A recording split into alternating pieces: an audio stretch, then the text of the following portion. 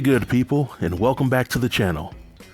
This video will cover my thoughts and feelings on episode 3 of Naked and Afraid XL Frozen. And over the course of this video, I'll be breaking down what happened during the episode, I'll be highlighting the most significant events that happened with each group, and I'll also be giving the episode an overall rating. So without any further delay, let's jump into this crazy episode.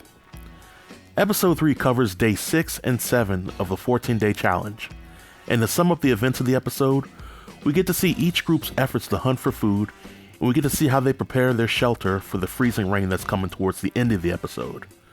So as I talk about each team on the show, I want to start off with the team that ended with the highest FSR score from last episode, which was Sarah, Wes, and Jermaine. Now during their scenes for this episode, we see Jermaine take the lead on hunting efforts, and early on, we see a rabbit running and he decides to build a rabbit trap in hopes of catching a rabbit. Jermaine also sees a nearby body of water and he wants to create a dam so that the group can catch fish. Wes decides to help Jermaine with building the dam while Sarah takes her time building a crawfish trap.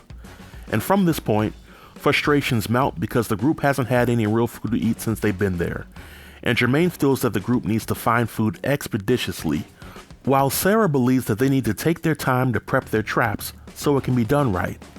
And from the outside looking in, I can see both sides on this.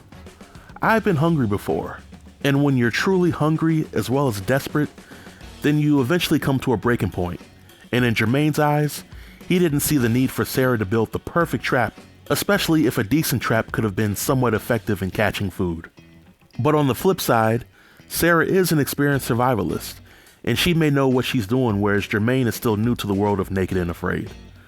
But I guess what it all boiled down to was a war between someone who was determined versus someone who was experienced. And in the middle of all this was Wes, who supported Jermaine's plan, but we never really see Wes let Sarah know that he supported Jermaine.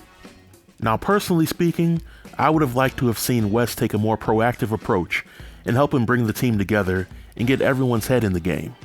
Sadly, this group doesn't catch any food during the episode, and the advice that Sarah gave to Jermaine on how to catch rabbits wouldn't have worked because we see one of the rabbits walk right through the trap and go unscathed during nighttime. By the end of the episode, this group's FSR drops from 67% to 55%, and I don't see Jermaine or Wes sticking around for much longer if they can't catch any food within the next few days. Now the next group had the second highest FSR rating from last episode, which was Sarah, Waz, and Jake. Sadly, we learned that the dam that Jake built from last episode didn't catch any food, and there was still plenty of space for fish to travel under it. This means that in order for the dam to be properly fixed, someone needed to go in the freezing water and transfer the rocks that were in the water back into the dam. This was a head-scratching moment for me, because when Jermaine and Wes constructed their dam, they didn't need to go in the water to put rocks in it. But Jake and Waz still go in the water, and they only stand there for about 2.5 minutes before getting out. By the end of the episode, the group still doesn't catch any fish, but Sarah was able to find some prickly pears for the group to eat, and they enjoyed it. The group ended their episode with an FSR changing from 67% to 69%. I still have faith that this group will make it to the end, but after a challenge like this, I don't see any of these cast members wanting to do any more Naked and Afraid challenges. Now let's talk about Gabby, Kai, and Joe. On last episode, I had my doubts that Joe will pull through and make it another few days. But in this episode, Joe gets his second wind and he shows the group that he can contribute. Now while Kai goes rabbit hunting on her own, Joe and Gabby go fishing. Joe finds worms that they can use for bait, but they were unsuccessful at catching any fish. Kai sees some rabbits while hunting, but she is also unsuccessful at shooting the rabbits with her bow and arrow. Just as things are looking down for this group, Kai joins up with Gabby and Joe and she catches a big trout. Joe cooks the trout for everyone and he saves the entrails so they can catch other fish. By the end of the episode, the group's FSR jumps from 53% to 76%, and I have to admit that I was wrong about Joe.